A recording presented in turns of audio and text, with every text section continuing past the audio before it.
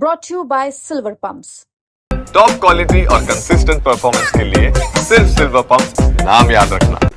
हम sports person की तरह उनकी इज्जत करते हैं। ये पहले ही नजर आ रहा था कि उनको कांग्रेस में जाना है, उसकी तैयारी चल रही थी। देना चाहिए बीजेपी सरकार विदेश फोगाट पर कुछ ज्यादा मेहरबान नजर आ रही है। उनको एक ऑप्शन देगा था, लेकिन दोनों ऑप्शनों की 4 करोड़ के कैश के साथ अपलोड भी दिया जा रहा है। तो देखिए, वो एक स्पोर्ट्स पर्सन भी है, राजनीतिक, वो पॉलिटिशियन अलग है, स्पोर्ट्स पर्सन भी है, तो हम नकार नहीं सकते उन्होंने जो स्पोर्ट्स में किया है। और हमारी भारतीय जनता पार्टी की नीति है कि हम केवल इस बात पे नहीं कि वो कांग्रेस ज्वाइन कर चुकी है उनके लिए कुछ ना करें।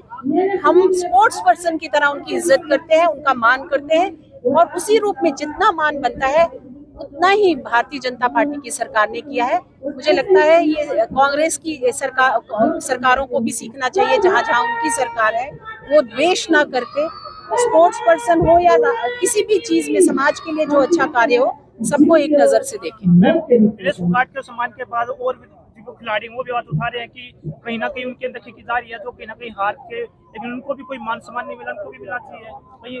देखिए, सरकार जरूर इस पे सोचेगी और सरकार कभी भी द्वेष नहीं करती है। भारतीय जनता पार्टी उस पे भी काम करे। मैम, आप जब जुलाना आए थे तो विनेश फोगाट ने आप पर आरोप लगाए थे कि अगर रेखा शर्मा हमारे साथ खड़ी होती तो हम उनके लिए भी वोट तो हमारे साथ रेखा शर्मा दिखाई नहीं देती। देखिए, उस टाइम कोर्ट ने कॉग्निजेंस ले लिया था। ये सरकार बार बार इनको कह रही थी कि टेबल पर आकर बात करो, लेकिन इनकी जो है एक पॉलिटिकल वो थी, संरचना थी, और ये पहले ही नजर आ रहा था कि उनको कांग्रेस में जाना है, उसकी तैयारी चल रही थी वो।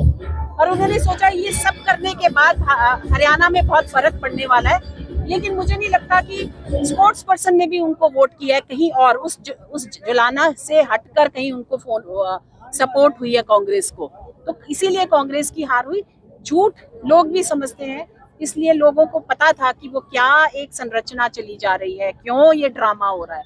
तो मैं इसलिए नहीं खड़ी हुई क्योंकि टेबल पर नहीं आ रहे थे बात करने। इनफैक्ट मैंने उनको फोन किया था, वो भूल गई होंगी, मैं एज अ चेयरपर्सन उनको फोन किया था। मैं भी चाहती थी वो टेबल पे आके बात करें, लेकिन उन्होंने कभी नहीं चाहा। मैम, 14 तारीख को प्रधानमंत्री मोदी हिसार आ रहे हैं, एयरपोर्ट का उद्घाटन भी होगा, लेकिन कांग्रेस कह रही है कि भी अनियमितताएं हैं। जयप्रकाश भी सांसद है, वो कांग्रेस अपने अंदर अनियमितता, जो भी इलीगल चीजें हैं वो देखे और वो उस पे काम करे। मुझे कांग्रेस खुद ही नहीं अपने आप को संभाल पा रही। उनका नेता कौन है, पहले तो मैं ये पूछना चाहूंगी।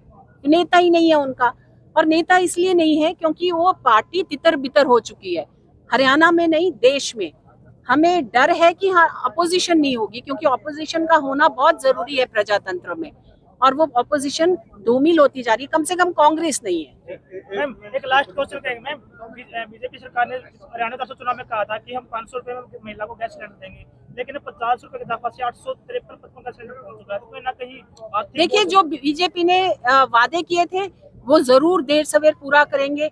ये नहीं कहा था ना डेट, वो 100% पूरा करेंगे, और आप वेट करिए, अभी महिलाओं को पैसे मिलने भी शुरू हो गए, ये भी काम हो जाएगा। सिलेंडर रेट तो बढ़ गया ना मैम, सिलेंडर आम मिले वो हुए हैं, नहीं ऐसा नहीं है। आम लोग जो पैसा दे सकते हैं उनके लिए वही होगा रेट, लेकिन जो नहीं दे सकते उनके लिए 500 रुपए होगा।